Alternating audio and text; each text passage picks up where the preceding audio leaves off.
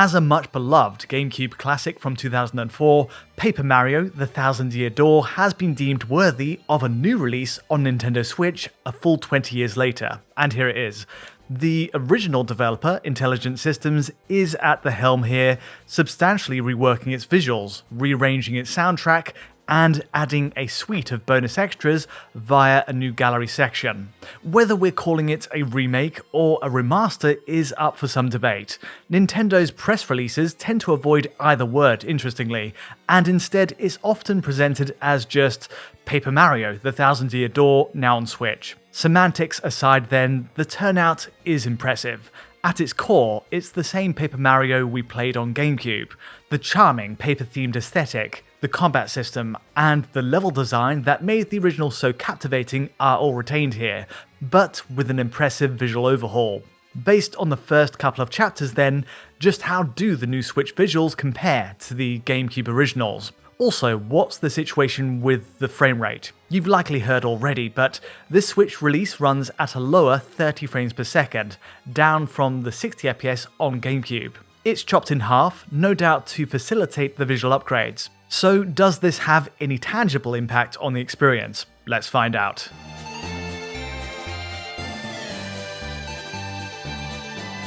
To cut to the chase, Paper Mario: The Thousand Year Door is one of the most unique RPGs to land on Switch. Of course, the game's aesthetic, this world built on card and paper, is a huge part of its appeal. But it's more than just for show, more than just a novelty, and rather, this idea feeds directly into the game design itself. Once Mario lands at the very first hub area, Rogueport, every item shop you enter, and even the backdrops during battle, construct and collapse like a pop-up book. It's all rendered in full 3D, but the conceit of building a world out of wafer-thin material creates this wonderful diorama effect. It's a miniature paper playground, if you like, working to its own logic. And it's this logic that paves the way for unique and often surprising ways to explore its world. Mario and his allies flip and fold as they run through the petal meadows. They crumble and flatten out again as they warp through green pipes to the dungeons below.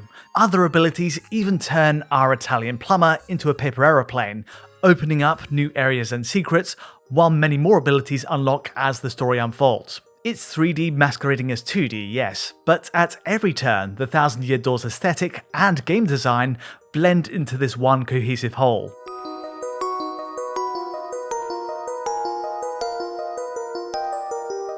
To the comparisons then, up front, I will say that the Switch release here goes much further than I expected in its visual overhaul. The core gameplay loop, the level layout, the puzzles, and dialogue are just as you remember them from the GameCube original. It still retains the heart and soul of what we had 20 years ago. Even so, there are major changes over the top in asset quality. Going from the GameCube version to Switch, the difference is often remarkable. Starting off with this Rogueport battle, we get reworked textures across almost every visible point in the world on the Switch version. The brickwork in the background, the wood panels lining the floor, it's all completely replaced, along with much cleaner UI elements to suit modern TVs. Also, plenty of creative liberty is taken here in the upgrade, with the new design for the barrier ahead of the stage, among many other things. The end result for Switch is still in keeping with the spirit of the original, I think, even if so many of these assets, including geometry, are reworked from scratch.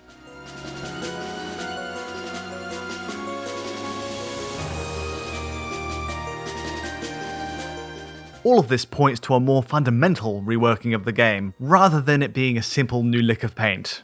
Anyway, on to the next comparison. Once again, we see in the Petal Meadows, practically everything on screen is built up from scratch. The trees and fences behind Mario sport new geometric designs and textures. They're even now repositioned compared to the GameCube original, while the geometry of the ground is chiseled out with more detail. In fact, looking at the earth on the side of this ridge and the trees, the Switch release more convincingly sells this as being made of cardboard. It's almost as if it's been scissor cut into shape. Likewise, the 2D static sprites that once stood in for plants on GameCube are gone, and now on Switch we have full 3D paper tufts which actually animate and sway in the breeze. Again, it's a thorough reworking of the same concept, and this layer of extra detail holds true for every area I've seen.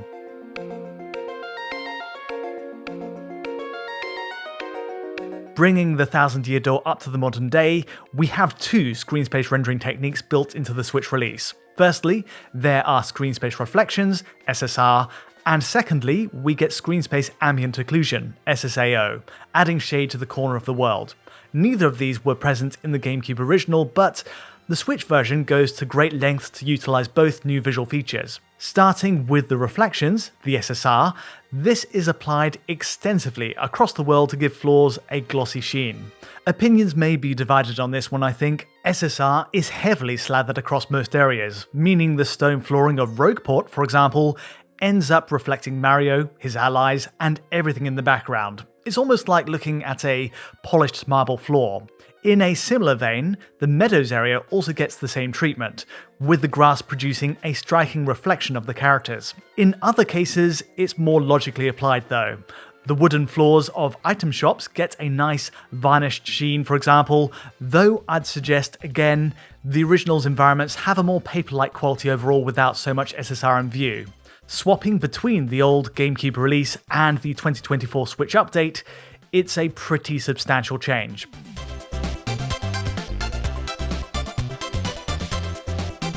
Next along is the SSAO, the ambient shading. This makes a huge difference to the shaded depth of each area, especially interiors with limited light. Professor Frankly's study gives us a great example early on, with the Switch edition adding these thick pockets of shade around each book stack. Using the sliding bar comparison shows this off best, I think. The GameCube original appears much lighter with the absence of any real shadowed elements. That is, besides the simple shadow maps planted beneath the characters and the furniture. On that point, we see Switch also using much more detailed shadow maps all round. Every shadow cast from characters and objects has this pleasing diffused edge. Even moving objects in the environment, like floating platforms, benefit from more accurate dynamic shadows and improved lighting. As a bonus, we even see light shafts added into the scene here.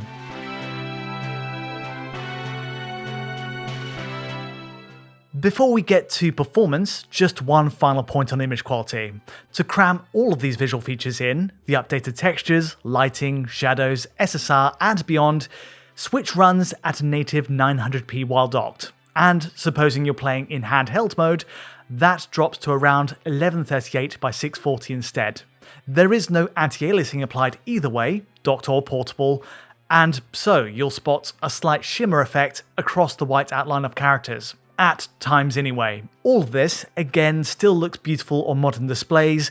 It's a proper widescreen adaptation with a cleaned up UI and text to boot. And regardless of your playing method on Switch, the entire game runs at 30 frames per second. Yes, the GameCube original ran at 60 FPS, and I'll get to that in a second. The upside here though, at least, is that we're getting an entirely locked 30 no matter what, with even frame pacing throughout.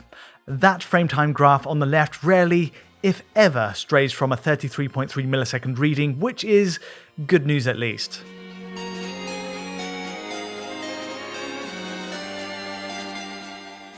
Looking back at the GameCube original, it's refreshing to see the game run at 60 frames per second. The demands of this version are much lower, of course. It runs at a native 480p and was optimized specifically to hit that top 60 FPS line in battling or exploring. Jumping to Switch today then, running at 30 FPS affects the game in two key ways. Firstly, there's the lateral left to right motion while running through towns and dungeons. Playing on Switch's smaller display in portable mode, the 30 FPS refresh here honestly doesn't stand out much at all, but blown up on a larger TV, there is a visible difference in the fluidity of motion compared to the original game. I managed to adjust quickly enough, but it's worth bearing in mind. The second part of the equation is the combat though. The drop to 30 FPS doesn't notice as much in lateral motion, thankfully, given that the camera is fixed in place. However, there is a requirement, mechanically, to hit the A button just as you strike to add a critical hit. Most attacks, in fact, demand holding and releasing an input at the right moment to deal the most damage. Inevitably, this means the 60 FPS of the GameCube original does give you a quicker visual response to react to those timing-sensitive attacks. Then again, on Switch, the timing window for landing these abilities is often quite generous. In short, I've had little issue in landing an attack so far, but for long-term fans, there is no doubt a difference here that needs adapting to. Keeping the 60 FPS of the GameCube original would have been ideal, of course, but what we're left with is still a superb adaptation. Paper Mario: The Thousand Year Door has never looked better. I'm also surprised by the extent of the visual overhaul. Intelligent Systems has truly exceeded my expectations for a Switch update in rebuilding so much of the game from scratch. Even if there is a trade-off in performance, it can't be faulted for its ambition. For context, it even has a few parallels with the Switch release of Super Mario RPG. My colleague, John Linneman, covered this in depth late last year, and it turned out to be a similarly impressive full 3D remake of the pre-rendered SNES original. In Super Mario RPG's case though, we got a fully unlocked 60 FPS, though it struggled to hold 60 in every area. At times, it even ran down to the mid-30s when pushed, and in those cases, I'd suggest a 30 FPS cap might have made more sense. For Paper Mario's new Switch release, on the other hand, Intelligent Systems takes the opposite strategy by using a flat 30 FPS cap across the board. And this may, perhaps, be the better of the two scenarios, if 60 was simply not possible using today's Switch hardware. Either way, Paper Mario: The Thousand Year Door releases on May 23rd, and stands out as a fine way to enjoy the game, supposing you missed it on GameCube. But that's all from me today.